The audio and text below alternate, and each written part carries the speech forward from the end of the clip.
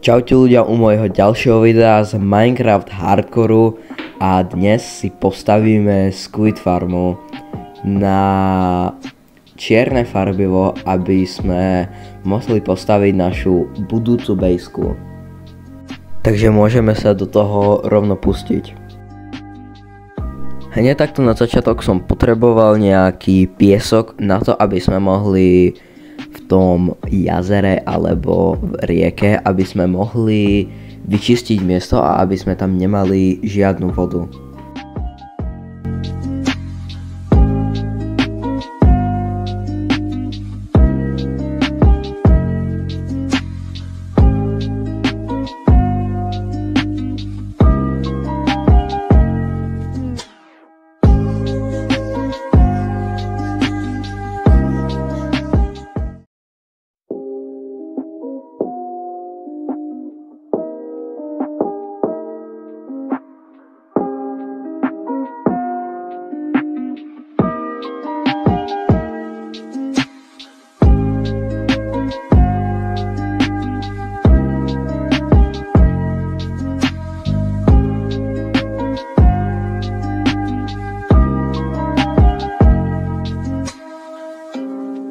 Takže nejaký piesok už som naťažil, dúfam, že 2 staky mi budú stačiť a môžeme začať stavať tú farmu. A inak bambus a iron farmu, to som postavil v minulom dieli v offscreene, lebo sa mi to nechcelo veľmi nahrávať.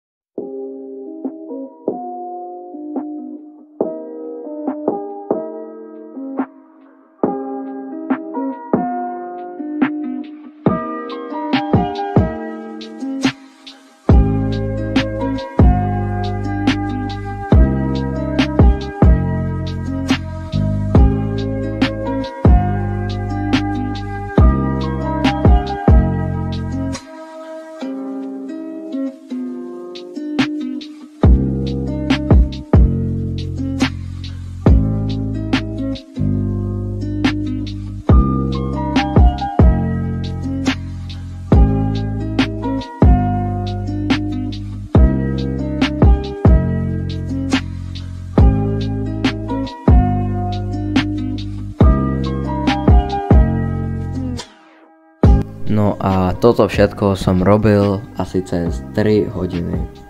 No ale na ďalší deň sa mi stala jedna veľmi nečakaná vec.